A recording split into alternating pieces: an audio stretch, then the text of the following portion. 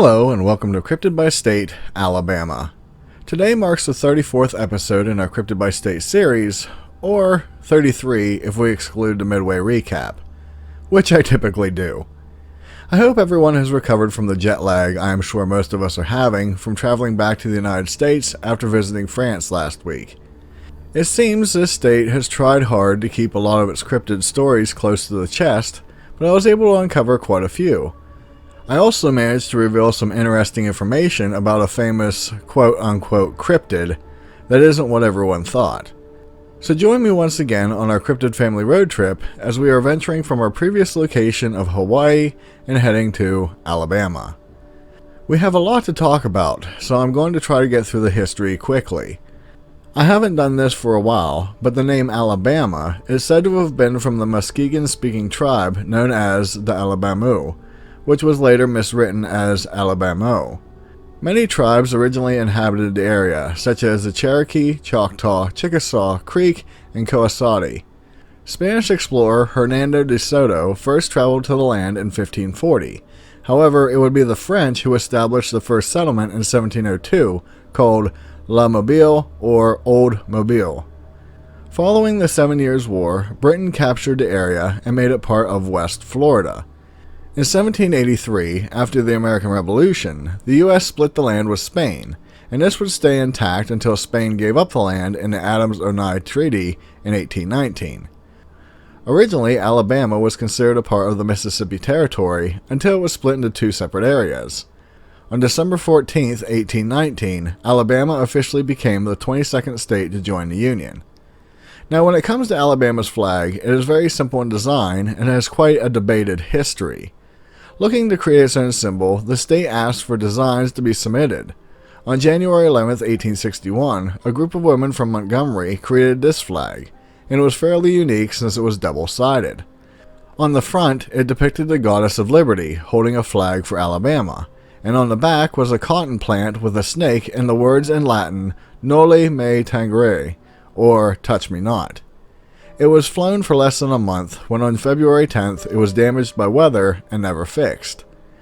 Then, in 1895, Representative John W.A. Sanford, Jr. brought the current flag into existence, stating that it needed to include St. Andrew's Cross. Many have linked this flag to representing the one of the Confederacy, but it doesn't appear to be as cut and dry as that. Some say this flag's design was inspired by the one John Sanford's dad's regiment used for Hilliard's Legion. Others disagree, but the statement the director of Alabama's Department of History and Archives named Steve Murray wrote does make sense. He asserts that if the state wanted to evoke the Confederate flag, then they would have done just that. What is interesting is that there aren't any regulations on if the flag should be square or the commonly depicted rectangular shaped. Both are deemed acceptable, however smaller versions of the banner are not considered legal. So with that out of the way, let's get to our favorite part, the cryptids. Alabama has quite a few interesting cryptids that really don't fit into the realm of most categories that we are familiar with. As such, I think I'll start with a few that I debated lumping in with simply being a Bigfoot, but after reading the reports, I'm not sure what to call them. The first is known as the Downy Booger, and it was seen in Winston County. Descriptions are extremely vague with this one, and it is said to look like a mix between a man and an animal. It was known to walk bipedally, but if needed, it could run on all fours. That is all the description we have, and I understand why many claim it is a Bigfoot, but there aren't any indications of it being incredibly hairy. The first encounter happened in the 1800s, when two cousins named John and Joe Downey were returning home one night after a community dance.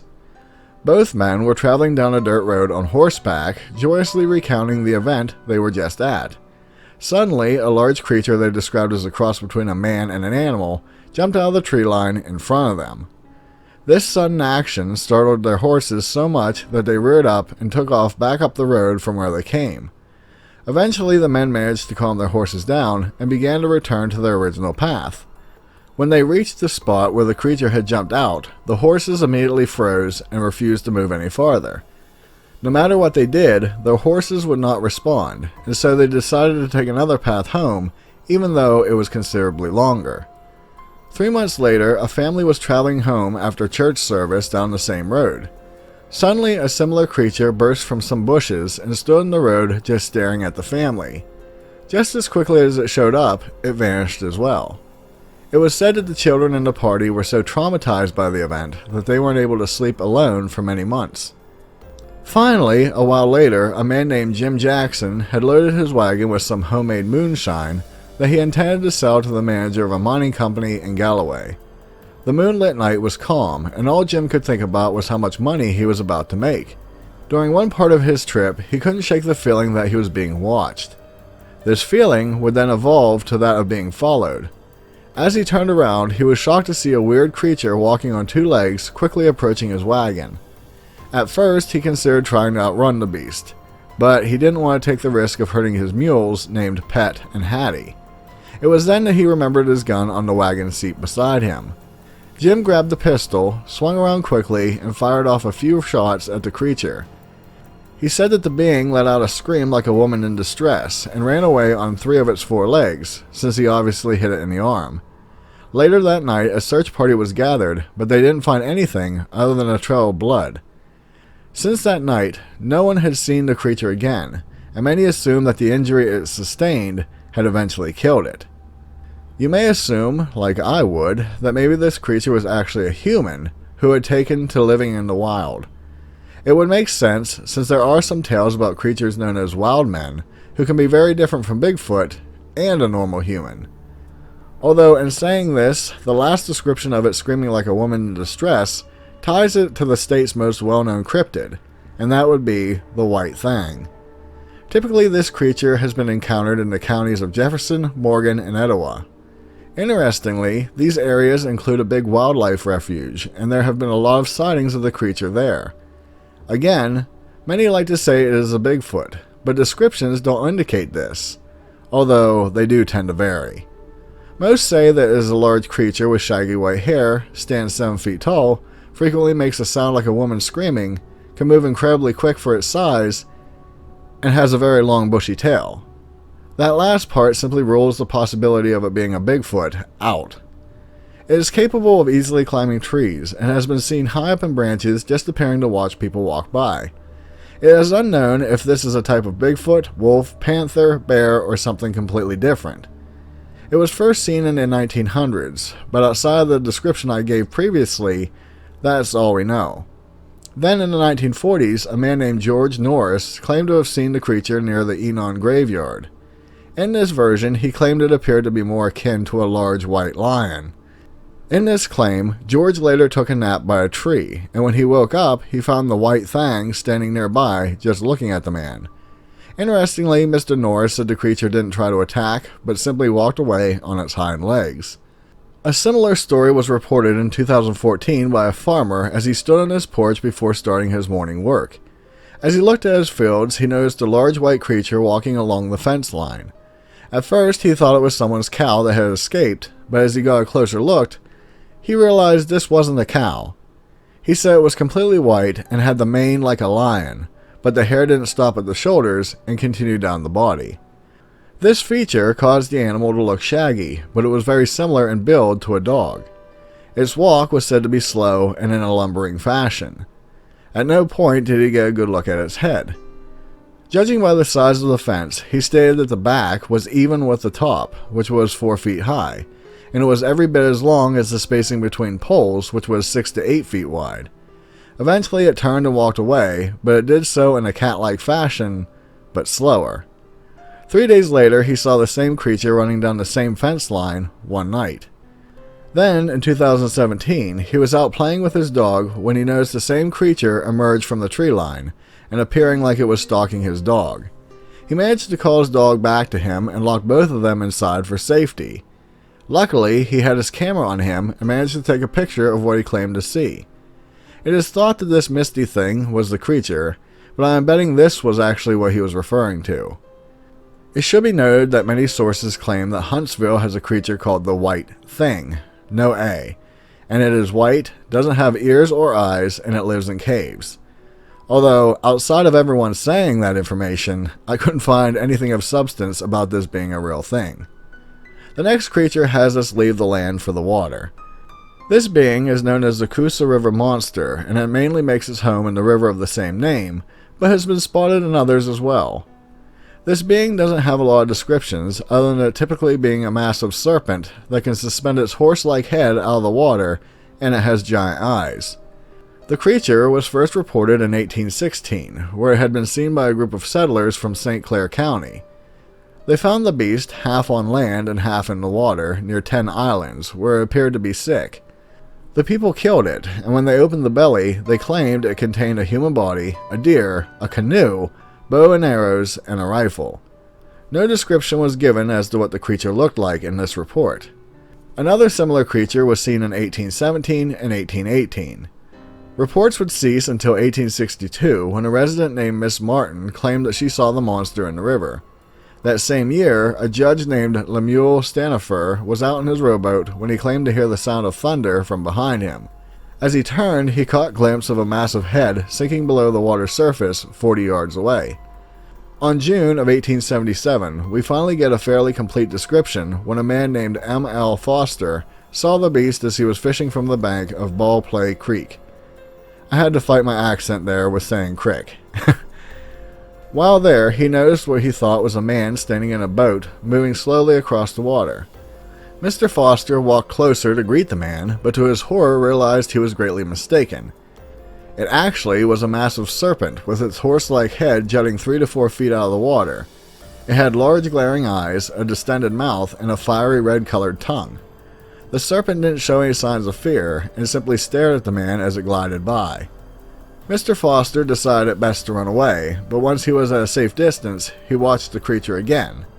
He saw it travel towards a log yard where it quickly sank under the water. Interestingly, the article goes to great lengths to state how credible Mr. Foster is, that he's a pillar of the community, and that even he is not wanting fame from this. In 1877, 3 more separate sightings emerged, and this time it was said to be serpent-like, 15 to 20 feet long, covered in scales, and had large fins. On June 25th of that same year, the creature approached a crew of raftsmen while out in the water, and they threw rocks and sticks at it to leave them alone.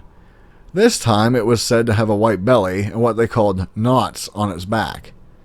This was the last reliable sighting, but I am certain there are more recent ones.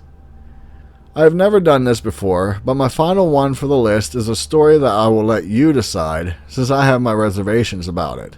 In 2018, a report claimed that a strange zombie deer was seen one night in Cusada.